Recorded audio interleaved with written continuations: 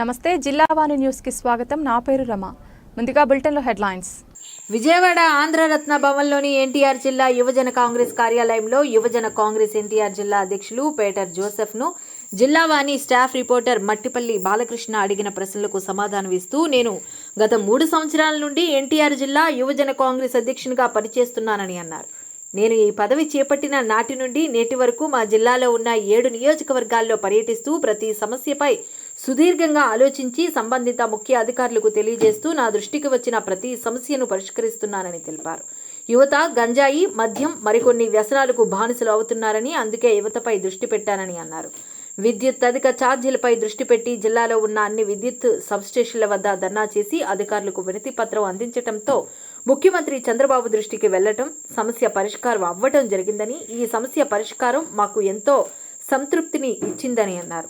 YCP పాలనలో మద్యం కొంత సమయం అమ్మితే టీడీపీ పాలనలో 24 గంటలు అమ్ముతున్నారని, ఫలితంగా యువత మద్యం బానిసలు అవుతున్నారని అన్నారు. బీజేపీ మోదీ ప్రభుత్వం మతతత్వ ప్రభుత్వం అని, కాంగ్రెస్ ప్రభుత్వం మత సామరస్య ప్రభుత్వం అని తెలిపారు. దీనికి ఉదాహరణ బీజేపీ మోదీ ప్రభుత్వంలో బీహార్, మణిపూర్ రాష్ట్రాల్లో జరిగిన మారణ హోమమే నిదర్శనమని అన్నారు. యవనస్తులను క్రైస్తవ నన్స్ పట్ల అసభ్యకరంగా ప్రవర్తించడం, సమాజం తలదించుకునే పనులు చేయడం బీజేపీ మోదీ ప్రభుత్వానికి చెల్లిందని తన ఆవేదన వ్యక్తపరిచారు. కేంద్రంలో, రాష్ట్రంలో రాబోయేది మా కాంగ్రెస్ ప్రభుత్వమేనని, ప్రభుత్వం రాగానే మా యువనేత రాహుల్ గాంధీ యువతపై దృష్టి సారిస్తారని, మాదక ద్రవ్యాలు, మద్యం ద్వారా వ్యసనపరులు అవుతున్న యువతను రక్షిస్తారని అన్నారు. చిన్నవారికి, పెద్దవారికి, పేదవారికి, ధనికులకు అందరికీ అందుబాటులో ఉంటూ సుభిక్షమైన పరిపాలన అందించే జాతీయ ఏకైక పార్టీ మా కాంగ్రెస్ పార్టీ అని, ఈ విషయాన్ని ప్రజలందరూ దృష్టిలో పెట్టుకుని రాబోయే ఎలక్షన్లో మా కాంగ్రెస్ పార్టీకి పట్టం కట్టాలని కోరుకుంటున్నామని అన్నారు. విజయవాడ ఆంధ్రరత్న భవన్ అంటే కాంగ్రెస్ ఆఫీస్. ఆ కాంగ్రెస్ ఆఫీస్లో జిల్లా యూత్ ప్రెసిడెంట్ గారి కార్యాలయంలో మనం ఉన్నాము. మన మధ్యలో జిల్లా యూత్ ప్రెసిడెంట్ అయినటువంటి పేటర్ జోసెఫ్ గారు మన మధ్యలో ఉన్నారు. నమస్తే జోసెఫ్ గారు. నమస్తే సార్. సార్, మీరు ఎన్టీఆర్ జిల్లాకి యూత్ కాంగ్రెస్ ప్రెసిడెంట్ కదా, సుమారు ఎంతకాలం నుంచి మీరు ఈ యూత్ ప్రెసిడెంట్గా ఉన్నారు? ముఖ్యంగా ముందుగా జిల్లావాణి ప్రేక్షకులకు, స్టాఫ్ రిపోర్టర్లకు, నా ముందున్న బాలకృష్ణ గారికి, మిగతా వీక్షించే వాళ్ళందరికీ హృదయపూర్వక ధన్యవాదాలు తెలియజేసుకుంటూ, నేను జిల్లా అధ్యక్షుడిగా 2023లో ఎలక్ట్ అయ్యామండి. యువజన కాంగ్రెస్ అంటే ఏదో నామినేట్ పదవి కాదు, మాకు ఎన్నికలు జరుగుతాయి. రాహుల్ గాంధీ గారు తీసుకున్న గొప్ప నిర్ణయం ఏంటంటే, సామాన్య కార్యకర్త అడుగులోనే ఉండిపోతున్నాడు. కాంగ్రెస్ పార్టీలో ఏంటంటే కష్టపడేవాడికి విలువలు ఇవ్వాలనేది కాంగ్రెస్ పార్టీ సిద్ధాంతం. అలాంటిది కాంగ్రెస్ కార్యకర్త అడుగులో పనిచేసేవాడు అలానే ఉండిపోతున్నాడు అనేసి యువజన కాంగ్రెస్ ద్వారా నాయకులు తయారవ్వాలనేసి రాహుల్ గాంధీ గారు ఏం చేశారంటే, ఎవరు పడితే వాళ్ళు, ఇప్పుడు ఒక ముఖ్య నాయకుడు ఉంటాడు, ఆయన కింద పనిచేసేవాడిని ఎలక్ట్ చేసుకుని వాళ్ళని పెట్టుకొని పని చేయించుకునేవాళ్ళు. అలా కాకుండా రాహుల్ గాంధీ గారు ఒక సిద్ధాంతం తీసుకొచ్చారు. సామాన్య కార్యకర్త కూడా ఎదగాలి అన్న ఒక సిద్ధాంతంతో ఆయన ఎలక్షన్ కంటెస్ట్ చేసి ఎలక్షన్ బాడీ ద్వారా యూత్ కాంగ్రెస్ సెలెక్ట్ అవ్వాలన్న ఒక సిద్ధాంతం తీసుకొచ్చారు.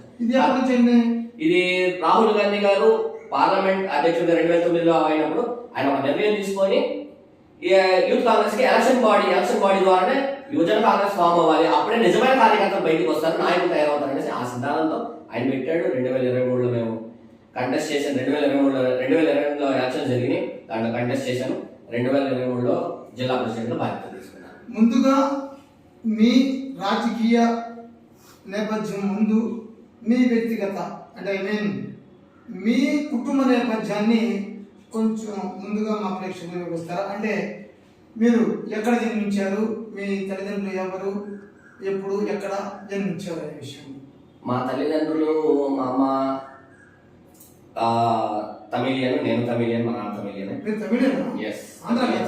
నేను పుట్టినప్పుడు ఆంధ్రమే. ఎందుకంటే బాగా మాట్లాడుతున్నారు. అంటే మా తాతగారు తమిళనాడులో ఉండేవారు. ఆయన గొప్ప ఒక వంశానికి చెందినవారు. ఏంటంటే కొన్ని అనివార్య కార్యాల కుటుంబాల వల్ల ఆయన ఇంట్లో వాళ్ళతో గొడవ పడి బయటికి రావడం జరిగింది. ఆయన వచ్చిన తర్వాత కుటుంబ పోషికల కోసం వాళ్ళు మా నాన్న వాళ్ళు మా తాత వాళ్ళు బెట్రకొండలో సెటిల్ అయ్యారు. మీకు తెలిసే ఉంటది బెట్రకొండ అంటేనే ఆంగ్లేయులు తమిళలు ఎక్కువ ఉండేవో ప్రదేశం. ఆ ప్రదేశంలో మా నాన్న వాళ్ళు బాల్యం అంతా బెట్రకొండలో జరిగింది. నేను పుట్టింది విజయవాడ రెడీబోర్డున సెంట్ ఆన్స్ హాస్పిటల్ లో నా పుట్టింది ఇక్కడే. నా చదువు ఆశ్రమ్ స్కూల్లో చదివాను. మా డాడీ పేరు ఆరోగ్యనాథన్. ఆయన ఏంటంటే ఇంతకుముందు రైల్వే ఉద్యోగం. ఎవరు నమ్మరు, మా నాన్నగారి గొప్పతనం ఏంటంటే రైల్వే ఉద్యోగాన్ని ఎవరు వదులుకోరు. మా నాన్న 5 సార్లు వదులుకున్నారు రైల్వే ఉద్యోగం ఫ్రెండ్స్ కి దానం చేసి. ఫ్రెండ్స్ కోసం, ఫ్రెండ్స్ రీత్యా కుటుంబం కంటే ముందు ప్రాధాన్యత ఫ్రెండ్స్ కి ఇచ్చారు. వాళ్ళు కష్టాల్లో ఉన్నారనేసి వెళ్ళి చెప్పడం ద్వారా ఆయన తున ప్రాణంగా ఆయన రైల్వే ఉద్యోగాన్ని వదిలేసి ఒక క్యాంటీన్, ఆయన మంచి చెఫ్, మా డాడీ మంచి చెఫ్, వంట రీత్యా క్యాంటీన్ లో ఇదయ్యారు. అలా టైంలో మా నాన్న వదులుకున్నారు. తర్వాత వేరే హోటల్స్ లో చెఫ్ గా పనిచేస్తూ మా బాల్యాన్ని అలా మమ్మల్ని, మా మమ్మీ పేరు మేరీ వస్తుందా, తన ఒక హౌస్ వైఫే. అంటే చిన్న డౌట్ అండి, మీరు తాత ముత్తాతలు తమిళియన్స్, మీరైతే పక్కగా విజయవాడ నడపడ్డు పుట్టిన వ్యక్తి. డాడీ మమ్మీ ఇక్కడికి వచ్చారు. డాడీ పేరు ఏమన్నారు? ఆరోగ్యనాథ్. మమ్మీ పేరు మేరీ వస్తుందా. పక్కా క్రిస్టియన్స్ నేమ్. ఓకేనా? అంటే తమిళ నేమ్ లేదు ఇక్కడ, ఆంధ్ర నేమే ఉంది, క్రైస్తవ నేమ్ ఉంది. సరే, మీరు క్రైస్తవ అయ్యవచ్చు, అది నాకు అనవసరమైన విషయం. రెండవది పక్కా తెలుగు ఉన్నాయి. అంటే డాడీ చిన్నప్పుడు వచ్చారు ఇక్కడికి?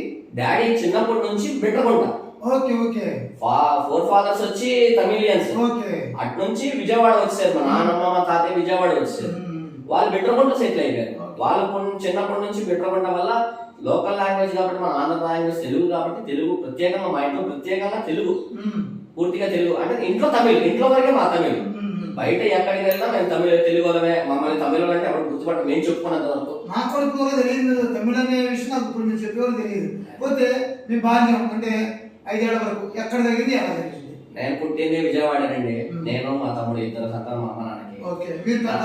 నేను పెద్ద ఇంటికి. మా తమ్ముడు మారుతి షోరూమ్స్ లో ఒక మెకానిక్ అంటే రిపేర్ లో హెడ్.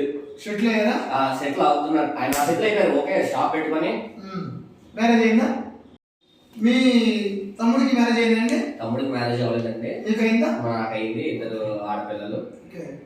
మీ మిస్సెస్ ఎక్కడ? ఆంధ్రానా తమిళనా? లోకల్ అండి, ఆవిడ విజయవాడ. మీకు సంతానం ఎంతమంది? 2 ఆడపిల్లలు అండి. 2 ఆడపిల్లలు. ఏం చదువుతున్నారు పిల్లలు? 3rd స్టాండర్డ్ 4th స్టాండర్డ్ చదువుకుంటున్నారు.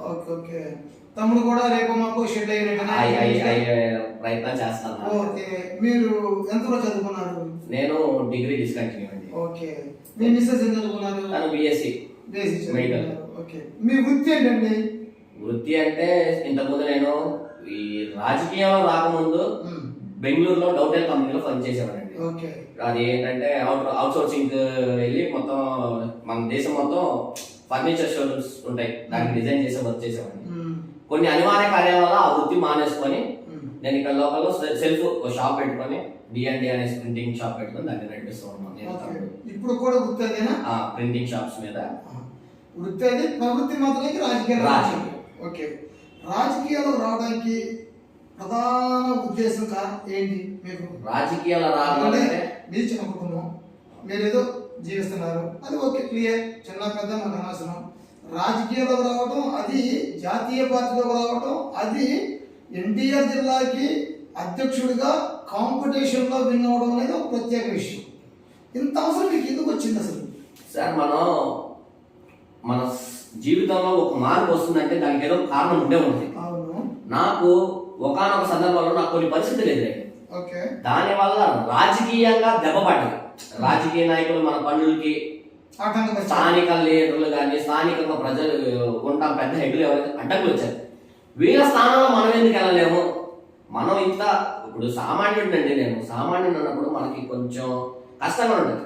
అలాంటిది మనం సామాన్యుడికి మనం ఎందుకు సేవ చేయకూడదు అన్న ఉద్దేశంతో ఆనాడు రాజకీయ అరంగేట్రం చేద్దాం అనేసి నిర్ణయించుకొని ఒక పార్టీని ఎంచుకుందాం అనేసి నా మిత్రులతో కలిసి నిర్ణయం తీసుకున్నాను. నా మిత్రులు ఏమన్నారంటే, ఇప్పుడున్న పరిస్థితిలో మంచి పార్టీని తీసుకొని నువ్వు వెళ్తే కొంచెం ఎదుగుదల ఉంటుంది అని కొంతమంది అన్నప్పుడు నేను ఆ సమయంలో నా మిత్రులు చెప్పి నేను కాంగ్రెస్ పార్టీకి వెళ్తాను అన్నాను. కాంగ్రెస్ పార్టీ అదే మా మిత్రులు కూడా ఇదే క్వశ్చన్ చేశారు. అప్పుడు ఏం చెప్పారంటే, జాతీయ పార్టీ మనిషి సామాన్యుడైనా ఎదగొచ్చు, ధనికుడన్నా సరే పేదవాడన్నా ఒక ప్రాధాన్యతను లభిస్తుందంటే ఒక కాంగ్రెస్ పార్టీలో లభిస్తుంది, ప్రాంతీయ పార్టీలో దేంట్లో లభించింది. నా మిత్రులు ఒకరు జనసేనకి వెళ్ళమని నాకు ఆ సమయంలో ప్రోత్సహించారు. ఎందుకంటే జనసేన అంటే యూత్, పవన్ కళ్యాణ్ గారు అప్పుడే రాజకీయ అరంగేట్రం చేశారు, యువతకి ఎక్కువ ప్రాధాన్యత ఉండదని జనసేన వైపు మొగ్గు చూపారు. నేను తృణప్రాయంగా తిరస్కరించేశాను. నాకు కాంగ్రెస్ పార్టీ అంటే అభిమానం. అంటే పార్టీ అన్ని విధాల ఒక పద్ధతి కలిగిన కాంగ్రెస్ పార్టీలో కుల మత భేదాలు కానివ్వండి, వర్గ భేదాలు కానివ్వండి, సామాన్యుడు గొప్ప ధనికన్న భేదం ఉండదు. ఎవడైతే కష్టపడతాడో వాడికి ప్రాధాన్యత లభిస్తుంది. దానివల్ల నేను కాంగ్రెస్ పార్టీని ఎంచుకోవాల్సి వచ్చింది. దేశంలో అంటే మా ఇంట్లో నుంచి గతం చిన్నప్పటి నుంచి మా ఫోర్ ఫాదర్స్ దగ్గర నుంచి కాంగ్రెస్ పార్టీ అంటే అభిమానం. మా ఇంట్లో నా చిన్నతనంలో నా ఊహలో మా ఇంట్లో పెద్ద రాజీవ్ గాంధీ గారి ఫోటో ఒకటి పెద్ద ఉంది, ఇందిరా గాంధీ గారి పెద్ద ఫోటో ఉంది. నాకు తెలిసి ఎవరు పెట్టుకోరు. 6.5 అడుగుల ఫోటోలు 2 పక్క పక్కనే పెట్టి దానికి దండేసేవాళ్ళు ప్రతి మా ఇంట్లో వాళ్ళు. డాడీ మమ్మీ భక్తులా? డాడీ మమ్మీ అని చెప్పలేను. మా తాత, మా మేనమామ, అందరూ అభిమానులు. కాంగ్రెస్ అంటే చించేసుకుంటారు ఇంట్లో. ఇప్పుడు కూడా కాంగ్రెస్ అంటే ఇప్పుడు ఎన్ని కాంగ్రెస్ పార్టీ లేదన్నా సరే మా ఓడి ఇప్పటి వరకు వేరే పార్టీకి ఓటే లేదని మీరు అనుకోండి. అంటే ప్రారంభం నుంచి ఉన్నది మేము ముత్తాతల నుంచి కాంగ్రెస్ అంటే అభిమానం. అది రాజకీయాలు ఎవరు లేదు. రాజకీయంలో నేనే ముందు రావడం, వీరాభిమానం కుటుంబం. మీరు వచ్చేటప్పటికి దాంట్లోనే ఉండాలని ఆసక్తి కలిగారు. దీనిలో రావడానికి మీరు సంపాదించుకున్నటువంటి వ్యాపారాల్లో సంపాదించుకున్నటువంటి డబ్బులు చాలక జాతీయ పార్టీ అయినటువంటి కాంగ్రెస్ ని ఆశ్రయించి దాంట్లో ఏదో ఒక విధంగా ఇన్ఫ్లుయెన్స్ చేశారు, లేకపోతే కాంపిటీషన్ లో నెగ్గారా మీరు? డబ్బు పెట్టి రాజకీయం నేను ఎప్పుడు చేయదలుచుకోలేదండి. నా సొంత డబ్బు పక్కన జోబులో తీసేసుకోవాలన్న రాజకీయం అయితే నేను ఎప్పుడు చేయను. మనం కష్టం, నేను కష్టాన్ని నమ్ముకుంటాను. ఇప్పుడు ఏదైనా కార్యక్రమం చేయాలంటే ఎవరైనా డబ్బు ఎంత తీసుకొస్తా ఉన్నారు అనుకో, డబ్బు చేసేటట్టయితే నేను ఆ ప్లేస్ లో కూడా వెళ్ళిపోతాను. నా కష్టం నా బలం. అప్పుడే మనం ఎంత కష్టపడుతున్నాం, మనకి ఎంత ఫాలో అయ్యింది అనేది తెలిసి ఎస్ పబ్లిక్ లో మనం ప్రజల్లోకి వెళ్తే ప్రజలు మనల్ని ఎంత ఆదరిస్తున్నారు లేదా మనకు తెలిసిందని ఒక మోటోతో వచ్చినాడు. అంటే లాభార్జనతో లేదు, రాజకీయాల్లో ఏదో లబ్ధి పొందాలని రాలేదు. ప్రజాసేవ, మనకు జరిగిన అవమానం ఇంకోటికి జరగకూడదు, వాడికి నేను అండగా ఉండాలి అన్న ఒక ఇదితో వచ్చాను. ఇంకోటి జరగకూడదు అన్నదాంతో నేను వచ్చాను. ఆ మోడతో నేను వచ్చింది. రెండో విషయంకి వచ్చేటప్పటికి మీరు గత 3 ఏళ్ల నుంచి ఈ ఎన్టీఆర్ జిల్లా అంటే ఇంచుమించుగా రాజధాని జిల్లానే అనాలి. ఎందుకంటే రాజధానిలో ఇప్పుడు మీరు ఢిల్లీ వెళ్ళినా ఆంధ్రప్రదేశ్ అంటే చెప్పలేరేమో కానీ విజయవాడ అంటే చెప్తారు. ఆ విజయవాడ నడిబొడ్డు అయినటువంటి ఎన్టీఆర్ జిల్లాలో మీరు యూత్ ప్రెసిడెంట్గా ఉన్నారు. ఈ యూత్ ప్రెసిడెంట్గా ఉండడానికి మీరు ఉన్నప్పటి నుంచి 3 ఏళ్ల నుంచి మీరు ఈ జాతీయ పార్టీ కాంగ్రెస్ ద్వారా మీరు ఏమేమి పనులు చేయాలనుకున్నారు, చేశారు, చేస్తున్నారు? జిల్లా అధ్యక్షుడిగా నేను పదవి తీసుకున్న కాలం నుంచి నిరంతరం ప్రజల్లో ఉన్నా, ఇదైతే వాస్తవం. ఎలా? ప్రతి క్షణం వాళ్ళతోనే మమేకం. కాంగ్రెస్ పార్టీ కార్యాలయంలో కూర్చొని ప్రెస్ మీట్ చెప్పుకొని యూట్యూబ్ ఛానల్ ముందు లేకపోతే ప్రెస్ ముందు మాట్లాడే తప్పం కాదు. ఏ సమస్య వచ్చినా పోరాడాలి ప్రజల్లోనే, ఏ సమస్య వచ్చినా ప్రజల్లోకి వెళ్ళిపోవాలి. కాంగ్రెస్ పార్టీని ప్రజల్లోకి తీసుకువెళ్ళాలన్న ఆలోచన నాకు. అంటే ఎలా తీసుకెళ్ళేవాడు? ఇప్పుడు సమస్య కూర్చోరు ఆఫీసులో. ఇప్పుడు మాకు పై నుంచి ఇప్పుడు మన రాష్ట్రంలో చూసుకున్నట్టయితే విద్యుత్ ఛార్జీలు పెరిగిపోయింది. నేను ఇక్కడ కూర్చొని ప్రెస్ మీట్ ఇచ్చి విద్యుత్ ధరలను నిరంతరించాలంటే తగ్గించాలండి. నేను కానీ గొప్ప కొడుకు చెప్పుకున్నా. ఎందుకంటే నేను విద్యుత్ ధరలపై 7 నియోజకవర్గాల్లో సబ్స్టేషన్ ధర్నా చేసిన తర్వాత చంద్రబాబు నాయుడు గారు ట్రూ ఆఫ్ ఛార్జీలు తీసేశారు. అది నాకు మా ఘనత చెప్పుకుంటాం మేము. మరి మేము చేసి పోరాటం వల్ల ట్రూ ఆఫ్ ఛార్జీలు తీసేశారు కదా. ఎన్టీఆర్ జిల్లాలో ఉన్న 7 నియోజకవర్గాల్లో మీరు పర్యటిస్తూ ప్రతి సమస్యను ఎదుర్కొన్నారు. అందులో మొదటిది ట్రూ ఆఫ్ ఛార్జీలు. విజయం సాధించారు మీరు. అలాగే మున్సిపల్ లోకల్ విషయాల్లో వస్తే విజయవాడ కార్పొరేషన్ ఉంది. విజయవాడ కార్పొరేషన్ లో విజయవాడ స్థానికంగా అనేక సమస్యలు ఉన్నాయి. మేము డోర్ టు డోర్ క్యాంపెయిన్ చేసాం. డోర్ టు డోర్ ప్రతి డోర్కి వెళ్ళి ఎలక్షన్ ఈ గవర్నమెంట్ ఫామ్ అయిన తర్వాత వాళ్ళు ఏం లబ్ధి పొందారు, వాళ్ళకి ఏమి రాలేదన్న దీంతో మేము డోర్ టు డోర్ క్యాంపెయిన్ చేసాం. మేము ప్రజల దగ్గరికి వెళ్ళిన తర్వాత ప్రజలు మాకు అనేక విషయాలు చేరవేశారు. ముందు తల్లికి వందనం అని చెప్పని టీడీపీ అధికారంలో వచ్చింది. అది కొంతమందికి పడలేదు. తర్వాత విద్యుత్ ఛార్జీలు ముఖ్యంగా తీసుకొచ్చింది మాకు విద్యుత్ ఛార్జీలు. మేము ఈ చేసినప్పుడే మేము ఆ తర్వాత విద్యుత్ ఛార్జీలపై ధర్నాలు మొదలెట్టాం.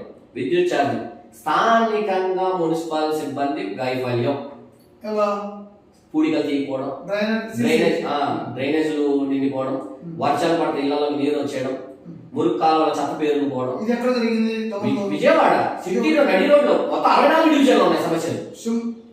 64 డివిజన్లు ఉన్నాయి మన విజయవాడలో 64 డివిజన్లు. మెయిన్ సార్ ప్రాధాన్యం ఇదే. ఎక్కడైతే మాస్ ఏరియాస్ ఉంటాయి లైక్ జక్కంపూడి, బాంబే కాలనీ, కృష్ణలంక, ఆర్ఆర్పేట ఇలాంటి ముఖ్య ప్లేసుల్లో అసలు ఏంటంటే సామాన్య స్థానాల్లో ప్రజలు ఎక్కువైతే ఉన్నారో అక్కడ శుద్ధి పెట్టాల్సింది మున్సిపల్ కార్పొరేషన్ వైఫల్యం ఉంది.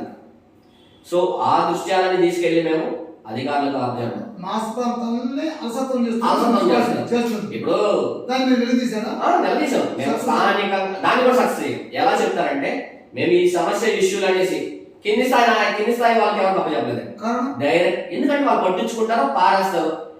కింది స్థాయి వాళ్ళు తప్ప చెప్పినప్పుడు పైనుంచి అధికారులు ఒత్తిడి వల్ల ఆపేయాల్సి వచ్చిందంటే అని అంటారు. మీకు తెలియదు ఏముంటుంది.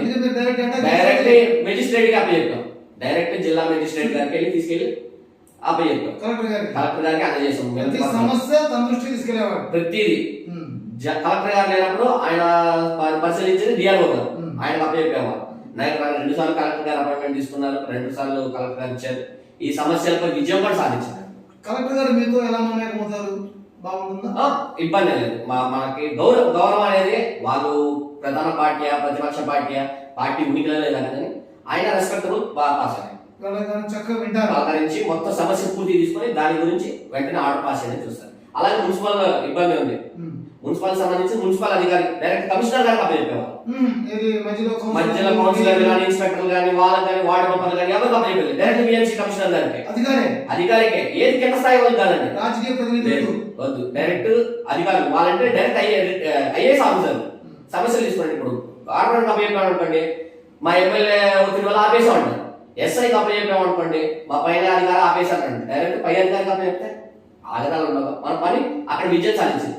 మేము ఇచ్చిన వెంటనే మున్సిపల్ శాఖ మొత్తం ఇచ్చేసారు, సక్సెస్ అయ్యారు. రెండోది ఏంటంటే ఇదే సమస్య మీద డయేరియా, మన ప్యాట్లో డయేరియా వచ్చింది. డయేరియా వల్ల చాలా మంది ఇబ్బంది పడ్డారు. దాని మీద కూడా మేము స్పందించాం. మన కరోనా టైంలో మీరు కాదు లేము కరోనా టైంలో. కానీ కరోనా టైంలో మా ప్రాధాన్యత మా అధ్యక్షుడు అప్పుడు శైలేంద్రనాథ్ గారు అధ్యక్షుడు ఉన్నాడు. ఆయన ఆక్సిజన్ పంచిపెట్టారు, సర్వీస్ చేశారు. పోతేనంటే మీరు ఈ సమస్యలు మీ దృష్టికి ఏమొచ్చాయి? నియోజకవర్గాల్లో కానీ లేదా టోటల్ ఓవరాల్ గా జిల్లాలో నా దృష్టికి రావడం ముఖ్య సమస్య ఏంటంటే ఇప్పుడున్న సిచ్యువేషన్ లో యువత చెడిపోతుంది. యువత మాదక ద్రవ్యాలపై డ్రగ్స్ కి బేవచ్చంగా అలవాటు పడిపోయి ఎలా ఉందంటే కొన్ని ఏరియాల్లో ఆడవాళ్ళకి రక్షణ లేకుండా పోతుంది ఈ మాదక ద్రవ్యాల వల్ల. దీంట్లో పోలీస్ వైఫల్యం కూడా కనిపిస్తుంది. అలా అంటే ఇప్పుడు నియంత్రించట్లేదు కదండి. మాదక ద్రవ్యాలు సరఫరా అవుతుంది, ఎందుకు దొరకట్లేదండి? బండి కొట్టే వెళ్ళినా మీకు చాక్లెట్ మాదక ద్రవ్యాలు దొరుకుతున్నాయి. పట్టుకున్నారు కదా, ఐఏఎస్ కలెక్టర్లు మున్సిపల్ సిబ్బంది పట్టుకున్నారు కదా. పట్టుకోకపోవడానికి కారణం పోలీస్ అధికారుల ప్రభుత్వ వైఫల్యం. పోలీస్ అధికారులు వాళ్ళంతటా వాళ్ళు పని చేస్తున్నారు. నేను ఇదే చెప్తున్నాను. నేను జక్కంపూడి పర్యటనలో ఉన్నప్పుడు మా దృష్టికి ఇంటి సమస్యలు ఉన్నప్పుడు మా దృష్టికి ఆడవాళ్ళు తీసుకొచ్చింది. మేము అప్పుడు క్వశ్చన్ చేసాం, మీరు క్వశ్చన్ చేసాం, అమ్మ ఇక్కడ బీట్ వాళ్ళు వస్తారు కదా అంటే వాళ్ళు వస్తున్నారు సార్, వాళ్ళు వచ్చినప్పుడు వాళ్ళు పక్కకి వెళ్ళిపోతున్నారు. కానీ చర్యలు లేవు. వాళ్ళు వెళ్ళిపోయారంటే వీళ్ళు వెళ్ళిపోతున్నారు, మళ్ళీ వీళ్ళు వచ్చి వీళ్ళు కాల్చారు. అలాగే మద్యం, జగన్మోహన్ రెడ్డి హయాంలోనే ఎక్కువ మద్యం దొరికింది అనుకుంటే ఆయన ఒక నిబంధన పెట్టుకొని మద్యం సరఫరా చేశారు. చంద్రబాబు గారు వచ్చిన తర్వాత అసలు నియమ నిబంధనలు లేకుండా పోయినాయి. సమయం సందర్భం లేకుండా 24 గంటలు తాగడం, రోడ్డు మీద వెళ్ళి ఆడపిల్లల మీద చేతులు వేయడం, అసభ్యతను ప్రవర్తించడం, ఈజీ మనీకి అలవాటు పడిపోవడం. యూత్ చెడిపోతున్నారండి. ప్రస్తుతానికి ఉన్న పరిస్థితుల్లో దేశం అంతటా రాహుల్ గాంధీ గారు చేసే పోరాటం చేస్తున్నారు. రాహుల్ గాంధీ గారు యువత చెడిపోతుంది, యువతను రక్షించుకోవాలి, ఈ దేశానికి యువతే మెయిన్ లక్ష్యం. రాహుల్ గాంధీ గారు పోరాటం చేస్తారు, యువతను చెడగొడుతున్నారు ఆ బీజేపీ కానీ ఇక్కడ కూటమి ప్రభుత్వం కానీ. ఈ యువత చెడిపోతుంది అనేది మీ దృష్టికి వచ్చిందా? మీరే అక్కడికి వెళ్ళి మీ దృష్టిలో తెచ్చుకున్నారా? సార్, మన దృష్టికి రావాలంటే మనం జనాల్లోకి వెళ్తేనే మనకి ఏం జరుగుతుందో తెలిసింది. నేను అదే చెప్పాను మీకు. మేము ఇంటింటి పర్యాలకు వెళ్తుంటే అధిక శాతం మహిళలు, అధిక శాతం స్థానికంగా చెప్పింది ఏంటంటే పిల్లలు గంజాయి బ్లేడ్ బ్యాచ్ వాళ్ళు అధికంగా ఉన్నారు నగరంలో, చాలా ఇబ్బంది కలుగుతుంది. వెచ్చలు అర్ధరాత్రి అయినా సరే మద్యం దొరకడం ఏంటంటే 24 గంటల మధ్యాలు మాదక ద్రవ్యాలు పిల్లి కొట్లో దొరకడం ఏంటంటే చిన్నపిల్లలండి వాళ్ళ ఆరోగ్య రీత్యాలు ఆడుకుంటడం ఏంటంటే నియంత్రించాలి ప్రభుత్వం. ఒక పోలీస్ వ్యవస్థ పనిచేస్తుంది, పోలీస్ వ్యవస్థ పనిచేసిన వైఫల్యం. ఇప్పుడు అధికారులు పైన ప్రభుత్వం ఆడిస్తుంటే కింద ఏం చేస్తారండి? అంటే మీరు సమస్యని రహస్యంగా ఎలాంటివి తెలుసుకుంటారా ముందుగా? మేము మా ప్రయత్నం ఏంటంటే మా లోకల్లో మా స్థానికంగా మీకు టీం ఉంటుంది, ఉంటది. ఆ టీం ఎక్కడి నుంచి ఎలా జరుగుతుంది కొన్ని ఏరియాలో నిఘా పెట్టుకుంటాం. మేము మా దగ్గర ఆధారం లేనప్పుడు మీ దగ్గరికి వచ్చి మేము సమస్య చెప్పామంటే మీరు ఆధారం ఏదని అడుగుతారు. మా దగ్గర ఆధారం ఉంటేనే మనం మాట్లాడాలి. అంటే మీకు రహస్యంగా ఒక టీం ఉంటుంది, టీం ద్వారా సమస్యని తెలుసుకుంటారు, డైరెక్ట్ అటాక్ చేస్తారు. మీరు మీ అంతటా వచ్చి నాకు సమస్య ఏంటనే తెలుసుకోండి, మీ సమస్య అనేసి వెంటనే వెళ్ళిపోను. దాంట్లో ఎంత నిజం ఉంది ఎంత లేదనేసి మనం తెలుసుకున్న తర్వాత దాని మీద యాక్షన్ తీసుకోవడానికి యాక్షన్ కూడా పూర్తి స్థాయిలో తీసుకుంటారు. కింది స్థాయి ఇప్పుడు నేను చేసిన పర్యటనలో నాకు దొరకంది ఒకే ఒక అపాయింట్మెంట్, సిపి గారు కమిషనర్ గారు అపాయింట్మెంట్ ఒకటే దొరకలేదండి. మిగతా అన్ని అధికారులు అన్ని సమస్యల మీద ఇచ్చాను. కమిషనర్ గారు అపాయింట్మెంట్ కూడా దొరకపోవడం, ఆయన బిజీ షెడ్యూల్ వల్ల దొరకకపోవచ్చు. కానీ కింది స్థాయి అక్కడ ఎస్పీ వాళ్ళు వాళ్ళకి మా సమస్యను తీసుకెళ్ళారు. కానీ నా ప్రయత్నం ఆయన అపాయింట్మెంట్ దొరికే వరకు నా ఆర్జీ ఏదైతే ఉందో ఆయన చేతుల సమస్య నేను పెట్టే వరకు నా ప్రయత్నం చేస్తానే ఉంటాను. ముఖ్యంగా మీరు యూత్ కాబట్టి యూత్ మీద ఫోకస్ చేశారు. ఆ యూత్ లో మాదక ద్రవ్యాలు, ఫర్ ఎగ్జాంపుల్ డ్రగ్స్ వగైరా అంటే నియంత్రించే ప్రయత్నంలో ఉన్నారు. సంబంధిత అధికారులు చెప్తున్నారు, అందులో ముఖ్యంగా సిపి గారి దృష్టి కూడా తీసుకెళ్తారు. రేపు మాకు పరిశీలన చేస్తున్నారు. ఇంకే సమస్య వచ్చాయి మీకు? సమస్యలు అంటే యూత్ పరంగా మనం ముఖ్యంగా చెప్పుకోవాల్సింది ఇదే. ఇప్పుడు యూత్ ని చదువుకునే వాళ్ళని చదువుకోవాలి, వాళ్ళకి ఉద్యోగం. మనం గవర్నమెంట్ అండి, మన వ్యవస్థ బాగుందంటే అంతా బాగుంటుంది. మన వ్యవస్థ ముందు దీన్ని నాశనం చేస్తారు. పైన బీజేపీతో పొత్తు ఉన్న వాళ్ళు బతుకుతారు, లేదంటే వాళ్ళ నాశనమే. మన మణిపూర్ ఇష్యూ తీసుకోండి, ఎంత పెద్ద ఇష్యూ అండి. కుల మతాలతో పెట్టి రాజకీయం చేయడం, ఒక నడి రోడ్డు పైన ఒక మహిళా మూర్తిని వీళ్ళు భారత మాతని జై అనే వాళ్ళు నడి రోడ్డు మీద ఆడపిల్లని నగ్నంగా ఊరేగిస్తే మణిపూర్ లో వెళ్ళి మోడీ గారు వెళ్ళిన దాఖలు. కానీ మన నాయకుడు రాహుల్ గాంధీ గారు వెంటనే మన కాంగ్రెస్ పార్టీ వెంటనే వెళ్ళి అక్కడ పరామర్శించి వాళ్ళకి ఒక హామీ ఇచ్చి వచ్చారు. మరి బీజేపీ గవర్నమెంట్ లో మీరున్నారా, మేము ఉన్నాం. మీరు వెళ్ళి హామీ ఇవ్వాల్సింది. మీరు భారత మాత్రం మొక్కేవాళ్ళు, ఒక ఆడ స్త్రీని ఒక దేవత మీరు మొక్కేవారు. మీరు నడి రోడ్డు మీద ఆడపిల్లని నగ్నంగా ఊరేగించి ప్రైవేట్ పార్టీల మీద చేతులు వేసి అసభ్యకరంగా ప్రవర్తిస్తే అక్కడ ఇంటర్నెట్ ఆఫీసర్ వాళ్ళ మీద యాక్షన్ తీసుకోలేకపోయారు. ఎందుకని జరగలేదంటారు? ప్రభుత్వ వైఫల్యం. మరి ఎందుకు జరగలేదంటే ప్రభుత్వం వైఫల్యం కదండి. వాళ్ళే చేసింది, వాళ్ళ అధికారులు, స్థానికంగా ఉన్న నాయకులు, స్థానికంగా ఉన్న కార్యకర్తలు చేసింది. అదే కాకుండా బీహార్ కుల మతాలని రచ్చగొట్టే విధంగా ఎలా ఉంటాయి అంటే, బీహార్ లో క్రైస్తవ నన్స్ ఉంటారు కదా, ఆర్ఎస్ఎస్ నన్స్ ఉంటారు, వాళ్ళని నడి రోడ్డు పైన తీసుకొచ్చేసి అసభ్యకరంగా వాళ్ళ మీద ప్రవర్తించారు. అప్పుడు ఏమైనా యాక్షన్ తీసుకోగలిగారా? లేదు. అందుకే చెప్పేది యువతని కోరుకునేది తీసుకోకపోవడం కారణం ఏంటంటే బీజేపీకి అలవాటు. అంటే బీజేపీ అనేది కులానికి మతానికి సంబంధించిన పార్టీ. ప్రజలని బాగు చేసి ప్రజల పక్షాన్ని మేము కులానికి మతానికి వ్యతిరేకంగా పనిచేసేవాళ్ళం. బీజేపీ కులతత్వ పార్టీ అంటే మీకు ఉదాహరణకి దేశ ప్రజలను అడిగిన చెప్పేస్తారండి కుల మతానికి ప్రాధాన్యత.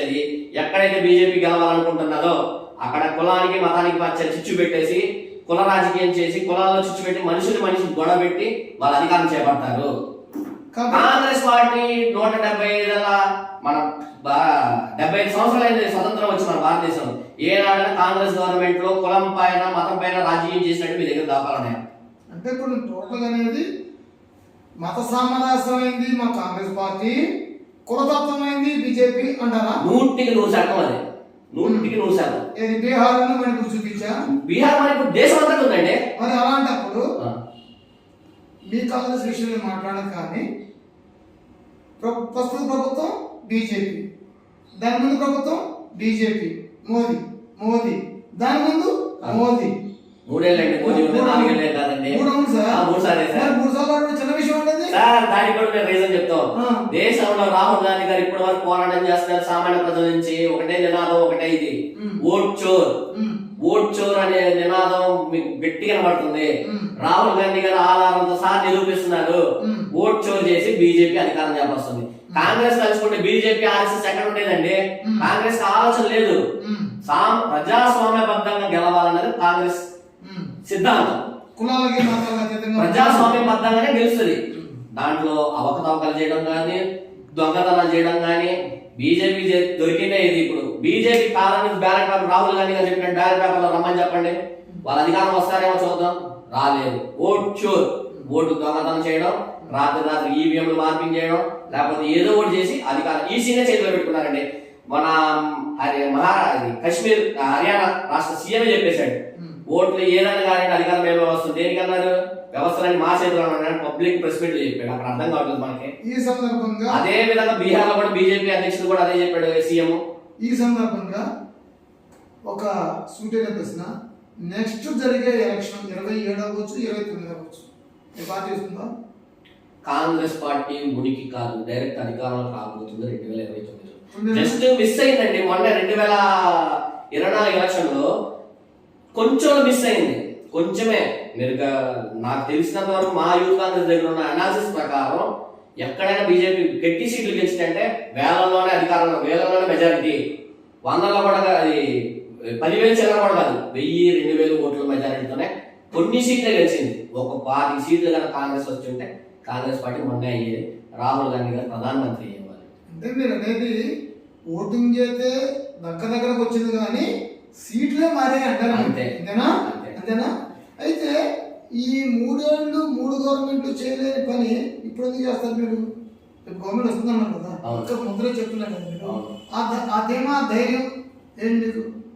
కాంగ్రెస్ ప్రజల్లో వెళ్ళిపోయిందండి. ఆల్రెడీ ప్రజలు మొత్తం విశ్వసిస్తున్నారు. కాంగ్రెస్ ఒక్కటి ఈ దేశానికి రక్ష, శ్రీరామ రక్ష.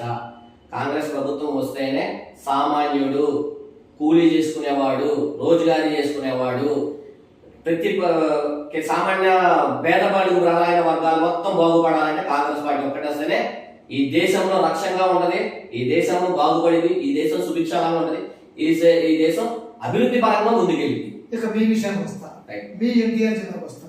మీ ఎన్టీఆర్ జిల్లాలో 7 కాన్స్టిట్యూన్సీ ఉన్నాయి. మళ్ళీ అడుగుతున్నా, ఈ 7 కాన్స్టిట్యూన్సీలో మీరు అన్నారు కదా యూత్ అన్నారు కదా, మీ యూత్ ప్రాబలి ఎంత చూపించి ఈ 7 నియోజకవర్గాల్లో విజయం సాధించింది? ఆలోచన చెప్పండి. మళ్ళీ సార్ నేను ఒకటే చెప్తున్నా, మళ్ళీ ఇంటర్వ్యూ చేస్తాను. రైట్ మీరు ఇప్పుడు 7 నియోజకవర్గాలు మీ పరిధి. యూత్ అని మీరు రొమ్ము విరుచుకున్నారు కదా, ఆ రొమ్ము విరుపు అనేది రేపు ఎలక్షన్ లో ఎంతవరకు ఉంటుంది అనేది నా ఎలక్షన్లకు సంబంధించింది. అయితే ప్రజాస్వామ్యం, ప్రజలు ఏది నిర్ణయిస్తే మనం దాన్ని ఆస్వాదించాల్సిందే, దాన్ని యాక్సెప్ట్ చేయాల్సిందే. ప్రజాస్వామ్యాన్ని, ప్రజల్ని మా వైపు తిప్పుకునే ప్రయత్నంగా మా సాయశక్తుల అధికారం చేపట్టడానికి మా ప్రయత్నాలు మేము చేపడతాం. రాష్ట్రంలో ఇప్పుడు ఏంటంటే ప్రజల్లో ఒక అభిప్రాయం ఉంది. ప్రజలు వైద్యుకేషన్ తర్వాత కాంగ్రెస్ పార్టీ, వైసీపీ ఏర్పడిన తర్వాత కాంగ్రెస్ పార్టీ ఉనికి లేకుండా, అదే వైసీపీ లేకపోతే ప్రధాన పార్టీ మాదే కదా. ఎందుకు అయ్యిందంటే మీకు తెలుసు, అందరూ తెలుసు, ఉన్న నాయకులందరూ వైసీపీకి వెళ్ళడం అది ఇదే. కానీ 2029లో కాంగ్రెస్ పార్టీ ఉనికిని మేము తీసుకురావడానికి సాయశక్తుల ప్రయత్నం చేస్తాం. కేంద్రంలో అధికారం చేపడతాం, రాష్ట్రంలో మా ఉనికి తీసుకొస్తాం. కాంగ్రెస్ పార్టీ అధికారం, కొంతమంది ఎమ్మెల్యేలు వచ్చారన్నా, ఎమ్మెల్యే లేదనేసి ఎమ్మెల్యేలు కాంగ్రెస్ పార్టీ ఉనికి బయటకు వస్తుంది, ఉనికి చూపిస్తారు. రాష్ట్రంలో పాలన చేపడతాం. నేను ఇప్పుడే చెప్తున్నాను, రాష్ట్రంలో కేంద్రంలో కాదు, రాష్ట్రంలో ప్రజా సమస్య యువత ఉంది కాబట్టి ఒకవేళ మా కాంగ్రెస్ గవర్నమెంట్ కనుక ఏర్పడితే ఈ డ్రగ్స్ నియంత్రణ ఏదైతే ఉందో పూర్తిగా నిర్వీర్యం చేయడానికి యూత్ కాంగ్రెస్ ప్రాధాన్యత వహిస్తుంది. కేంద్ర ప్రభుత్వం వచ్చినప్పటికీ కూడా కేంద్రంలో మా వీలుంటే కేంద్రంలో కూడా ఇప్పుడు దేశం అంతా దొరుకుతుంది. కేంద్రంలో రాహుల్ గాంధీ గారు ముందే చెప్పేశారు, కేంద్రంలో కాంగ్రెస్ గవర్నమెంట్ ఏర్పడితే ఈ డ్రగ్స్ మాఫియాని అంతం చేస్తాం అనేసి. అది అక్కడ సక్సెస్ఫుల్ అయిపోయింది. మనం దాని గురించి రాహుల్ గాంధీ గారి గురించి ఆలోచించలేదు. నేను రాష్ట్రానికి విషయం చెప్తుంటే, రాష్ట్రంలో కనుక మాకు సహకరిస్తే, మాకు సపోజ్ ఆ టైంలో ఏదైనా సిచ్యువేషన్స్ కుదురుతుంటే డ్రగ్స్ నియంత్రణ చేయడానికి కాంగ్రెస్ పార్టీ 100% ప్రయత్నం చేస్తుంది. ప్రయత్నం అంత చేస్తారు. సంక్షేమ అభివృద్ధి గురించి, సంక్షేమ అభివృద్ధి అంటే సంక్షేమం అంటే కాంగ్రెస్, అభివృద్ధి అంటే కాంగ్రెస్ అంటే ఎలా చెప్తున్నారు మీరు? 2024 వైసీపీ లాగా నవరత్నాలు ఇవ్వలేదు, టీడీపీ లాగా సూపర్ 6 ఇవ్వలేదు, మళ్ళీ చెప్పుకోవడానికి ట్యాగ్ సంక్షేమం అంటే కాంగ్రెస్ అంటే సంక్షేమం. సార్ ఈ వైసీపీ కానివ్వండి, టీడీపీ కానివ్వండి, కాంగ్రెస్ పెట్టిన పాత పుస్తకాలకి రంగేసి అట్లేసి అమ్ముతున్నారండి. కాంగ్రెస్ పార్టీ ప్రవేశపెట్టిన పథకాలు పేర్లు మార్చి పెట్టుకుంటున్నారు. నేను చెప్పుకోవడానికి ఆ టైంలో ఇంత టెక్నాలజీ ఉంటే కాంగ్రెస్ అసలు అధికారం వదిలేదు కాదు కదండి. కాంగ్రెస్ అప్పుడులో ఇంత ఇంటర్నెట్ టెక్నాలజీ ఉండుంటే కాంగ్రెస్ పార్టీ అసలు ఇప్పుడు కానీ మీరు 50 ఏళ్ళు అయినా సరే కాంగ్రెస్ పార్టీ దించడానికి తలకింద తపస్సు చేయాల్సి వచ్చింది. చివరిగా ఎన్టీఆర్ జిల్లా యూత్ కాంగ్రెస్ అధ్యక్షులుగా మీరు మీ ఎన్టీఆర్ జిల్లా ప్రజలకు ఎటువంటి సందేశం అనుకుంటున్నారు? నేను ముఖ్యంగా యువతకు చెప్పేది ఏంటంటే మన ఉజ్వల భవిష్యత్తుని నాశనం చేసుకోకూడదు. మన ఉజ్వల భవిష్యత్ మన ఆర్థికంగా మనం ఎలా ఉన్నాం చూసుకొని మన తల్లిదండ్రుల్ని వాళ్ళకి మనం చేదోడు వాదోడుగా ఉండాలి, కానీ వాళ్ళకి తలనొప్పిగా మారకూడదు. మనం చేసి మన కష్ట సహాయం చేసి వాళ్ళని చేదోడు వాళ్ళకి చేతి సహాయం అందించాలి, కానీ వాళ్ళ తలనొప్పికి వారి నేను ఎందుకు కన్నాను రా బాబు అన్నట్టు కాకుండా నా కొడుకు కింద కన్నాను నేను గర్వంగా ఫీల్ అయ్యేటట్టు యువత తయారవ్వాలనేసి, ఈ మాదక ద్రవ్యాలు అరికట్టడంలో ముందడుగు వేయాలనేసి నేను అందరికి ఈ జిల్లా వారి తరపు నుంచి మన రాష్ట్ర యువకుల మొత్తానికి శిరస్సు నుంచి కోరుకుంటున్నాను. విన్నారు కదా, మరి ఎన్టీఆర్ జిల్లా యువత కాంగ్రెస్ అధ్యక్షులు పేటర్ జోసెఫ్ గారి మాట ప్రకారం మరి నేను సేవా దృక్పథంతో వచ్చానని, మా యువ నాయకులు రాహుల్ గాంధీ ఆదేశాల మేరకు నేను ప్రవర్తిస్తున్నాను, చేస్తున్నానని, భవిష్యత్తులో మా పార్టీ వస్తుందని, వచ్చిన వెంటనే మా నేత రాహుల్ గాంధీ చెప్పిన విధంగా యువత పట్ల ప్రత్యేక శ్రద్ధ వహిస్తామని, మరీ ముఖ్యంగా యువత పాడవుతున్నటువంటి మాదక ద్రవ్యాల వల్ల యువత పాడవుతుందని, దాన్ని ఫస్ట్గా తక్షణమే దాన్ని పరిష్కారం చేస్తామని, అలాగానే భారతదేశం అంతటా మత సామరస్యమైనటువంటి దేశంగా దీన్ని తీర్చిదిద్దుదామని, ప్రతి ఒక్కరూ దీన్ని దృష్టిలో పెట్టుకొని వారికి చేయూతనిచ్చి వారి విజయానికి కారకులవ్వాలని తెలియజేస్తున్నారు. మట్టిపల్లి బాలకృష్ణ, స్టాఫ్ రిపోర్టర్, జిల్లా వాణి ఛానల్. నమస్తే పేటర్ గారు. ధన్యవాదాలు.